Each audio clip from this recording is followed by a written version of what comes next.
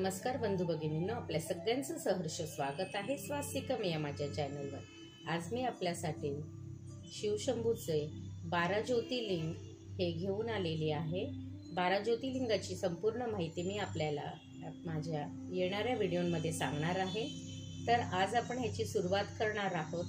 ह्याचं सगळ्यात पहिलं स्थान ते आहे सोमनाथ। तर त्याच्यापासून आज आपण सुरुवात करणार आहोत, जेणेकरून आपल्याला 12 ज्योतिर्लिंगाबद्दल सगळी माहिती मिळेल। ओम नमः शिवाय, ओम नमः शिवाय, ओम नमः शिवाय।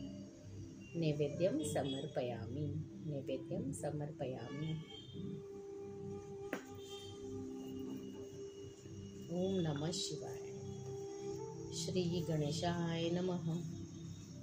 श्री सोमनाथ सौराष्ट्र देशी विशदे तीर्मय ज्योतिर्मय चंद्रकलावतसम भक्तिप्रदानाय कृपावतीर्ण त सोमनाथ शरणं प्रपद्ये। जय भोलेनाथ, जय शिवशंभो, जय सोमनाथ अशा जयघोषाने गुजरातमधील सौराष्ट्र प्रांतातील वेरावळ, बंदर या प्रभास पठण या गावाभोवतालच्या परिसरात दुमदुमून जायचा त्या मंदिराच्या सोन्याच्या घंटेने वजन सुमारे 200 मन इतके होते। त्या मंदिराला ज्या 56 खांबांनी आधार दिला होता त्यांना हिरे, माणके, पाचू, वैडर्य सुंदर रत्नांनी सुशोभित केले होते। त्या हिरे माणकांमुळे तो नंदादीप मंदिरातील गाभारा अहोरात्र दिव्य प्रकाशाने ओझलेला असायचा। तेथे कनोजी अत्तराने तेजळणारे नंदादीप सदैव तैवत असायचे। देवालयाच्या भंडारात भक्तांनी अर्पण केलेले अमाप द्रव्य संपत्ती होती। त्या देवस्थानाच्या खर्चासाठी 10,000 गावांचे उत्पन्न नेमलेले होते। श्री शंकराच्या 12 ज्योतिर्लिंगांपैकी हे सोमनाथाचे पहिले ज्योतिर्लिंग आहे। स्वयंभू असलेले हे देवस्थान अत्यंत जागृत व सात्विक असल्याने भेट देणाऱ्या लाखो शिवभक्तांच्या आवडीचे आहे। भक्तगण देवाला कोट्यवधी रुपयांच्या वस्तू, दागिने समर्पण करायचे। त्यामुळे देवालयाचे भांडारगृह सतत भरलेले असायचे। हे ज्योतिर्लिंग असल्याने अग्निपूजा करणाऱ्या परदेशी व्यापाऱ्यांनी देखील या परमपवित्र देवतेच्या भांडारात आपल्या नफ्यातून अमाप द्रव्यांची भर घातली होती।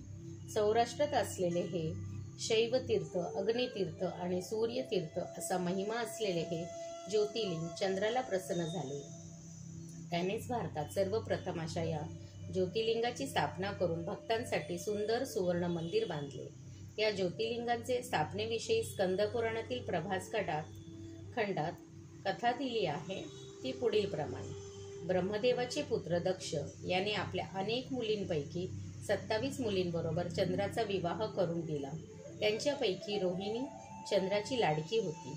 बाकीच्या पत्नीकडे तो दुर्लक्ष करायचा। त्यामुळे दुःखी झालेले दक्ष कन्यांनी पित्याकडे चंद्राची तक्रार केली। सगळ्याच पत्नींबरोबर प्रेमाने सारखेपणाने राहण्यास दक्षाने चंद्राला सुचविले, पण चंद्राने त्याच्याकडे लक्ष दिले नाही। त्यामुळे रागावून दक्षाने चंद्राला तू शैल होशील असा शाप दिला। या शापाला घाबरून त्यापासून सुटका मिळावी म्हणून चंद्राने महादेवाची खडतर आराधना केली। त्याच्या तपश्चर्येने भगवान भोलेनाथ प्रसन्न झाले। ते चंद्राला म्हणाले, दक्षाचा शाप तुला मानावाच लागेल, पण माझ्या आशीर्वादाच्या प्रभावाने महिन्यातील 15 दिवस कलेकलेने तुझी वाढ होत जाईल व पुढील 15 दिवस तुझा क्षय होऊन कमी कमी होत म्हणजे 15व्या दिवशीच तुझा पूर्ण क्षय होईल। हा क्रम चुकणे नाही। याप्रमाणे चंद्राला वरदान देऊन भगवान शंकर जेथे अंतर्धान पावले तेथे सूर्याप्रमाणे तेजस्वी असे ज्योतिरूप शिवलिंग उत्पन्न झाले। त्या दिव्य ज्योतिर्लिंगाची चंद्राने तेथेच सुवर्ण मंदिर बांधून प्रतिष्ठापना केली। क्षयरोगाने आजारी असलेल्या येथे भगवान शंकराचे दर्शन घेतल्यास त्यांना रोगमुक्ती मिळते असा वरही दिला। चंद्राचे दुसरे नाव सोम असल्याने त्याने स्थापलेले हे ज्योतिर्लिंग सोमनाथ या नावाने प्रसिद्ध झाले। चंद्राचे गेलेले तेज प्रभा त्याला पुन्हा मिळाली म्हणून या क्षेत्राला प्रभास पठण असे नाव मिळाले। पुढे रावणाने चांदीचे, श्रीकृष्णाने चंदनाचे अशा प्रकारे श्री सोमनाथाच्या मंदिराचे विविध पद्धतीने बांधकाम झाले आहे। माळवा प्रांतातील शिवभक्त साध्वी अहिल्याबाई होळकर यांनी या उद्ध्वस्त मंदिराच्या जागी नवीन मंदिर बांधले। स्वातंत्र्य मिळाल्यानंतर गुजरातचे सरदार वल्लभभाई पटेल व काकासाहेब गाडगे यांनी एका विचाराने या देवस्थानाचा कायापालट केला। भारतीय शिल्पकला आणि स्वर्गीय सौंदर्य, दैव्य सामर्थ्य यांचे विलक्षण उदाहरण म्हणून या श्रेष्ठ आद्य ज्योतिर्लिंग तीर्थक्षेत्राकडे जगाचे लक्ष वेधले गेले. भारतातले सगळ्यात पहिले ज्योतिरूपात अवतरलेले हे शिवतीर्थ पुराण प्रसिद्ध असून लाखो कोटी शिवभक्तांचे आवडते श्रद्धास्थान आहे. येथे लाखो यात्री दर्शनाच्या इच्छेने येत असतात. अनेक सिद्धयोगी, तपस्वी, संतजनांचे येथे दर्शन लाभते, सहवास मिळतो. भक्तांनी अर्पण केलेले देणग्यांमुळे देवस्थानाचे वैभवाचा पुन्हा भरभराट होऊ लागली आहे. देव किंवा मूर्तीपूजा न मानणाऱ्यांनी कित्येकदा मंदिरे उद्ध्वस्त केली, पण भारतीय भक्तांची श्रद्धा, त्यांच्या देवाबद्दल अभिमान कोणीही नष्ट करू शकत नाही. म्हणून अनेक वेळा नष्ट होऊनही हे भक्तीचे प्रतीक दिमाखाने पुन्हा सोमनाथ ज्योतिर्लिंग तीर्थस्वरूपात उभे आहे.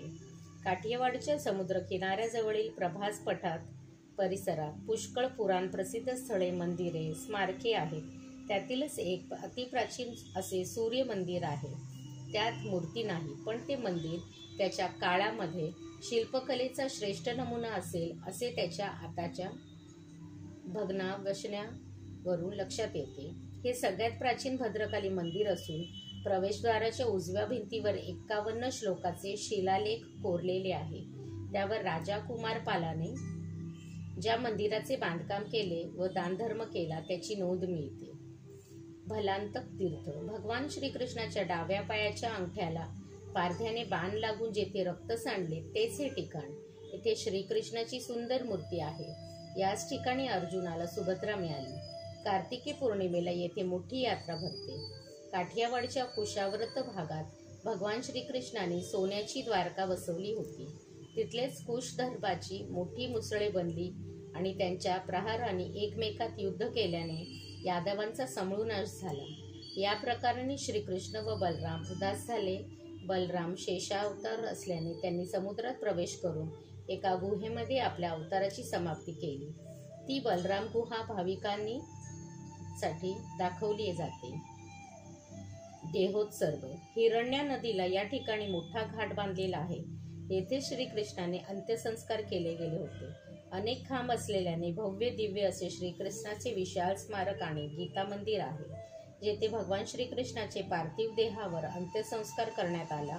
त्या ठिकाणी भगवंताची स्फटिकाची मूर्ती बसवली आहे. त्या मूर्तीचे दर्शन घेताना आपल्या मनात डोळ्यासमोर श्रीकृष्णाचे सगळे चरित्र उभे राहते. मथुरेच्या बंदीगृहातील देवकीच्या पोटी भगवंतांचा जन्म झाला. गोकुळात बाललीला करत नंदाच्या घरी बालपण गेले. उन्मंत दृष्ट कंसाचा त्याच्या दरबारात जाऊन वध केला. वृंदावनात भावभोळ्या गोपिकांची भक्ती रमला. सांदीपनी ऋषींच्या आश्रमात राहून विद्या मिळवली. सुदामा व त्याचे पोहे या प्रसंगाद्वारे